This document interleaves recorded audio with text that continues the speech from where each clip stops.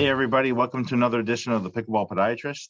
Now I normally try to do a 5-minute video. This one's going to be a little bit longer just because it's such an important topic for this time of year. So what we're going to talk about is heat and hydration and concerns for pickleball players. So over the last couple of professional tournaments, we've had a few of the pro players have kind of been cramping up. I've played in a couple local tournaments, have sponsored in the local couple tournaments the last couple weeks, and have seen some players starting to cramp and get heat cramps with this time of year. So one of the biggest dangers to a pickleball player, period, is dehydration. It is absolutely the death sentence for a pickleball player during a tournament, because once it happens, you're done. That's it. So one of the couple things I want to talk about is, let's talk about dehydration. So with dehydration is that if you have 3% or more of your body weight dehydrated, okay, your risk of having a heat-related illness increases that risk, period, okay? So, for example, if a pickleball player loses 3% of their body weight due to sweating, okay, it can result in the core temperature increasing of at least 1 degree Fahrenheit and an increase in the heart rate of 10 to 20 beats per minute. That end result means that you now have to work 10% harder to accomplish the same amount as if you weren't dehydrated and didn't have the same body loss. So if you look at dehydration, it's going to reduce your performance on the court, but it's also the health concern, okay? So I wanted to get that out of the way.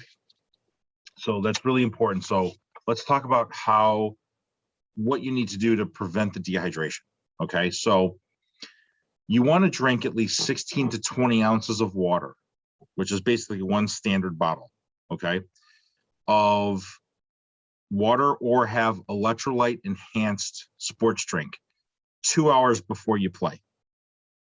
Okay, so if you're scheduled to go on if your first match is at 8:30 in the morning, you need to preload electrolytes at 6:30 a.m.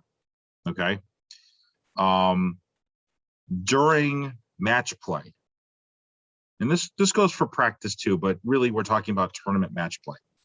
During match play, if you're a heavy sweater, which most of us are that are playing pickleball, you want 8 to 16 ounces of water or electrolyte enhanced carbohydrate fluid energy replacement at every changeover or during a timeout, okay, which is basically on the neighborhood of 32 to 64 ounces per hour.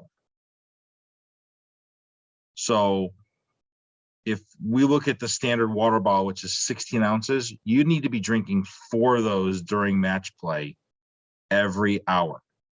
Now that's a lot of water, okay? So it's more about the fluid replacement, and it's about what you do to prevent all this from happening. And we all never drink enough water or never drink enough fluids, and this is part of the problem, okay? So, but what do you do afterward? Okay, so afterward, you want to drink between 120 and 200% of your body weight you need to replace. So if you weigh 180 pounds, you should be replacing it with 360 ounces of water or fluid management afterward. Okay, the recovery is just as important as the maintenance, and just as important as the preload, okay? Because typically, what do we do after tournaments? You get in your car, you go home, shower, change, whatever. You're still dehydrated, okay? This happened to me on Sunday. I was a little dehydrated, and even though I didn't play a lot in the afternoon, I was still sweating, and I was still dehydrated. So I had to replace my electrolytes when I got home, and I basically drank about 10 glasses of water. I had about 300 ounces when I got home. So anyway, so let's talk now about what should you be drinking. Okay, so when we talk about, I'm not going to specify any specific products, or I'm not going to endorse any companies on this. This is more about just the general information. So you want in your electrolyte sports drink to contain no more than 7 to 9% carbohydrate. Okay, what happens is the more carbohydrates that are in the sports drink, the higher the percentage, the slower the absorption, and that's going to affect your performance on the court. If you have heavy salty drinks, and this is why I'm not a big fan of pickle juice, because the heavier the salt content, the more thirstier you're going to be. Remember, wherever salt goes, water follows. So when you start overloading salt, you now need to take in more water to balance out the salt you just drank. And that's why I'm not a big fan of mustard packets and pickle juice, even though those are like the old time tried traditions. It's not equivalent anymore. We have better science to understand how to fluid replace and to how to salt balance. Okay. So an ideal sports drink, like say the ones that are generically at your local supermarket, sports stores, should be between 6 and 8% carbohydrates, and that's what you need for fluid replacement, okay, and management. Okay, with that said, there are 3 types of heat illnesses I want to go over today, okay? And the first one are basically what are called heat cramps, okay? And heat cramps, the major cause is excessive fluid loss, electrolyte imbalance, low salt, poor acclimatization, okay? I believe Lee Waters just wrote an article in the Pickler about how she took her and Anna Lee out to Utah before the last tournament, before the USA Pickleball event, specifically to acclimatize to the altitude. And that was a really good thing that she did.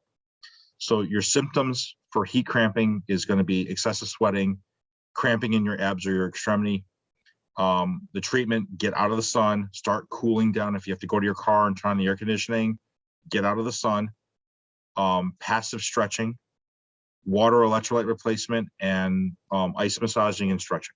Okay, so that's heat cramps. Okay, heat exhaustion is now the next step. We're getting worse here with what's going on, right? So for heat exhaustion, now we're talking about real excessive sweating, excessive sweat loss, excessive fluid loss. Okay, stimulant use, prolonged exercises in hot, humid conditions. South Florida in the summertime, out west right now, upper Midwest. This is like the worst time to have a pickleball tournament, but we play because it's summertime. You can get weakness, fainting, dizziness, lightheadedness, vomiting. So this is heat exhaustion, okay? Replacement is basically rest in a cool place, lie down, cold towel, okay? Discontinue activity for 24 hours. Once you're heat exhausted, you're done playing. That's it. There's no recovery. Okay, you're not getting back and playing in the next match. You're done. And if I'm on site, I'm going to basically make the call as a medical provider that you're done playing. You're not going back out, because the next step is what we call heat stroke. Okay, if you continue past heat exhaustion, you are now becoming heat stroked.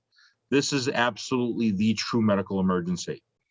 It's the same symptoms as heat exhaustion. It's the same causes, except that now everything, your whole body's overwhelmed. There's no more compensation. You get drowsy, you get hysterical, very irritable, very aggressive. You get a rapid pulse. You feel like you literally are, say, like you're burning up. You're not sweating anymore. Once you're heat stroked, you're done sweating. And this is the true medical emergency. This is transport to the hospital, and you need full cold water immersion, cool the body down, and this is it. So we want to prevent people from becoming heat stroked, but more importantly is you don't want to get even heat exhausted, let alone heat cramping, okay?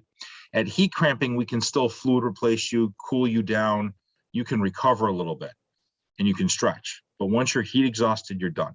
So with that said, okay, so how do you succeed in the heat? So let's talk about how we get there, okay? You have to physically prepare. So the more fit you are, the healthier you are. Drink, drink, and drink, okay? The water and electrolyte combinations throughout the day will keep you better hydrated, and you won't have these issues. Okay.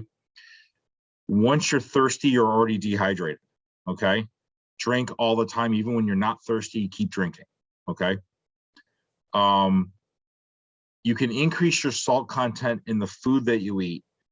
Remember, wherever salt goes, water follows. So try in your meal preparations to have some saltier foods, because that will help retain water, but not overdo it. Okay.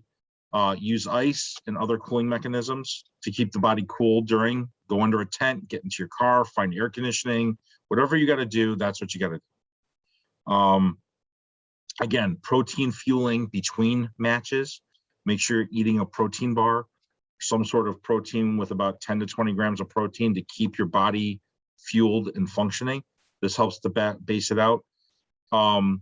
Clothing, we're pretty much good with this. We all wear dry fit, water resistant, water repellent, water absorbing, just no cottons. We wear a lot of polyesters. Just change your clothes on a regular basis, change your shirt, because you want to be able to help the sweat evaporate. Sunscreen's a big thing. Sunscreen will prevent your skin from burning and getting overexposed, because that causes dehydration. And basically, when you're not playing, get out of the sun. Don't hang out. So one more thing I want to talk about are kind of sports drinks versus water. And so the big thing here is that water provides no energy during playing. Water has no energy consumption at all. That's why the sports drinks are better while you're playing, or at least the sports drinks or water with electrolytes, something that has some sort of carbohydrate. So you want to have basically like 14 grams of carbs per 8 ounces of energy drink. Okay. It's going to allow for your duration of playing to last longer. You're going to have better performance. Okay. And then ideally is water also has no electrolytes unless you buy like electrolyte enhanced water. So remember, water doesn't replace your electrolytes. Okay. So water alone will stimulate the kidneys to increase urine production, which then basically kind of says, hey, you added more sodium and we need to increase urine. So you're actually going to have more fluid loss if you're drinking straight water. So I want to make sure that everybody understands that water drinking is good. It's great for preloading, like getting your body hydrated before you play. Once you start playing, water can be your enemy. Okay. And then basically, this is really more about prevention. The more people we can educate, the more people we can actually prevent from getting hurt. This is the better thing. I'm a really big, important fan of nutrition, and this is a really big component of nutrition, is fluid management, preventing dehydration, preventing heat exhaustion.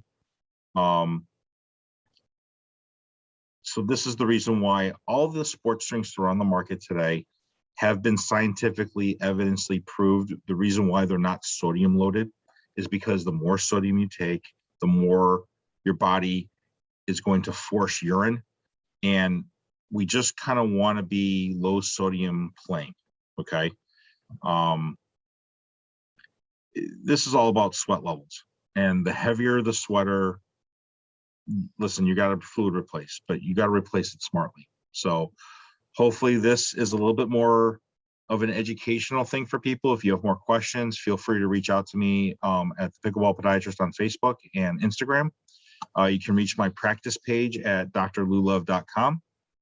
And hopefully you guys found this to be somewhat informative, and I tried to make it as short as possible, but it's a big topic and I didn't want to do this in separate videos. So if you need to get a hold of me, again, on Instagram or Facebook, or you can reach me through my practice page. Everybody keep playing and stay hydrated. Have a great day and enjoy the game.